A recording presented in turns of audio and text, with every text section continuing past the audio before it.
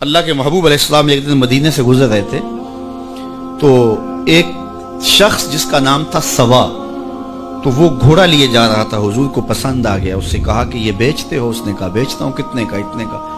کہا کہ رکو میں اس کی قیمت لے کے آیا اور تمہیں دیتا ہوں۔ کسی نے اس کو رکے ہوئے دیکھا تو پوچھا یہاں کیوں کھڑے ہو؟ اس نے کہا مسلمانوں کے نبی سے اس گھوڑے کا سودا ہو گیا ہے، تو وہ قیمت لینے گئے۔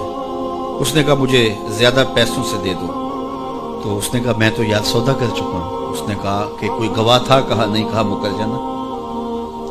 اس کو پیسوں کی لالچ آ گئی، اس نے کہا ٹھیک ہے حضور، اتنے میں قیمت لے کے پہنچ گئے۔ تو اس نے کہا میں نے تو آپ سے سودا کوئی نہیں کیا۔ حضور نے کہا ابھی تو سودا ہوا ہے۔ وہ کہنے لگا میں نے سودا کوئی نہیں کیا۔ لوگ بھی اکٹھے ہونے لگے، ہجوم بن گیا۔ اب حضور کہے میں نے گھوڑا خریدا ہے، وہ کہے میں نے بیچا نہیں۔ اب جب لوگوں کا ہجوم بنا تو لوگوں کے ہجوم کا بھی ایک پریشر ہوتا ہے۔ تو اس نے کہا کہ اگر بات لوگوں پہ چلی گئی تو صادق بھی یہ ہیں، امین بھی یہ ہیں، تو لوگ تو انہیں سچا کہیں گے۔ اس نے کہا اچھا مجھے یہ بتائیں کہ جب دو آدمیوں کے مابین یوں نزاع بن جائے تو اس میں تصفیہ کی صورت کیا ہوتی ہے آپ کی شریعت میں؟ تو حضور نے فرمایا میری شریعت تو کہتی ہے کہ جو مدعی ہے وہ گواہ لائے، والیمین علی من انکر، جو انکار کرتا ہے وہ قسم دے دے۔ اس نے کہا پھر ٹھیک ہے، آپ کا دعویٰ ہے کہ آپ نے گھوڑا خریدا ہے تو پھر آپ گواہ دیں، اور اگر آپ کے پاس گواہ نہیں ہے تو پھر میں قسم دے دیتا ہوں۔ جھوٹ اس نے پہلے بول لیا تھا، قسم دینا اس کے لیے مشکل نہیں تھا، اس کو یہ بھی پتا تھا گواہ کوئی نہیں۔ تو اس نے کہا جناب آپ گواہ پیش کر دیں تو میں گھوڑا دے دیتا ہوں جس قیمت پہ آپ بتا رہے ہیں، اور اگر آپ کے پاس گواہ نہیں ہے تو پھر میں قسم دے دیتا ہوں۔ اب بھری بزم تھی، لوگوں کا ہجوم تھا، اور اس نے ایک ایسی بات کی۔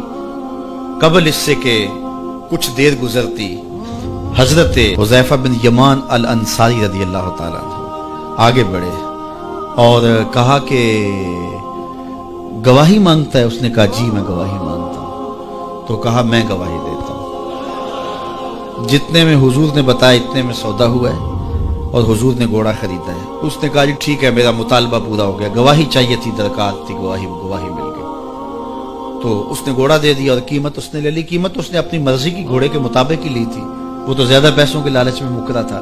تو خیر اس کو راستہ نکلنے کا مل گیا، لوگ ہٹنے لگے تو حضور نے حضرت حذیفہ رضی اللہ تعالیٰ عنہ کو اشارے سے قریب کیا اور کہا کہ تم نے گواہی دی، تم تو موقع پہ موجود ہی نہیں تھے، تو تم نے گواہی کیسے دی؟ تو حضرت حذیفہ رضی اللہ تعالیٰ عنہ نے کہا حضور گھوڑا کیا ہے، آپ کے کہنے پہ تو ہم نے رب کی گواہی دے دی، ہم نے رب کو دیکھا تھا، آپ نے کہا نہ ہے تو ہم نے مان لیا، تو یہ گھوڑا کیا ہوتا ہے؟ تو حضور نے حضرت حذیفہ کا ہاتھ پکڑ کے فضا میں بلند کیا اور لوگوں کو کہا جانے والوں رک جاؤ۔ لوگ ٹھہر گئے۔ کہا کسی عدالت کچہری میں گواہ کی ضرورت ہو تو میری شریعت دو گواہ مانگتی ہے، لیکن جہاں میرا خزیمہ ہوگا، ہاں حذیفہ نہیں، خزیمہ بن ثابت انصاری رضی اللہ عنہ، جہاں میرا خزیمہ ہوگا وہاں ایک کی گواہی دو کے قائم مقام ہوگا۔ فیض پہنچا اے رضا احمد پاک کا، ورنہ ہم کیا جانتے خدا کون ہے۔ میں اگر خدا سے ملنا چاہوں تو مجھے بتاؤ نہ کہ میں کدھر جاؤں، شرق کو جاؤں، غرب کو جاؤں، شمال کو جاؤں، جنوب کو جاؤں، نیچے سوراخ کروں، اوپر سیڑھی لگاؤں، کدھر جاؤں؟ آئیے ذرا قرآن کو اسلوب دیکھیے۔ وَإِذَا سَأَلَكَ عِبَادِي أَنِّي فَإِنِّي قَرِيبٌ۔ حبیب میرے بندے تیرے پاس آ کے میرا پوچھتے ہیں، بندے میرے ہیں، مجھے ڈھونڈتے ڈھونڈتے تیرے پاس آ گئے اور تیرے پاس آ کے پھر میرا پوچھنے لگے۔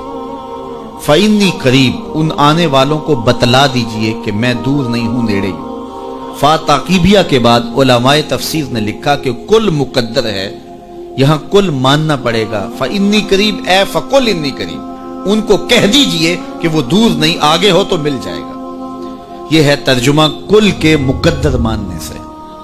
لیکن صوفیہ فرماتے ہیں کل کو مقدر ماننے کی ضرورت ہی کیا ہے، بات ہی سیدھی ہے۔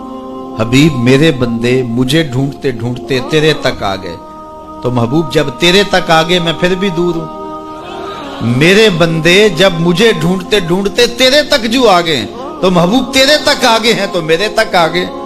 یہ تیرے پاس آ کے پھر میرا پوچھ رہے ہیں، جو تیرے پاس آگے وہ میرے پاس آگے، کیونکہ تیرے تک پہنچنا ہی تو میرے تک پہنچنا ہے۔ تو کہا اگر خدا تک پہنچنا ہے تو مصطفیٰ تک جانا ہوگا، بس یہی راستہ خدا تک پہنچتا ہے۔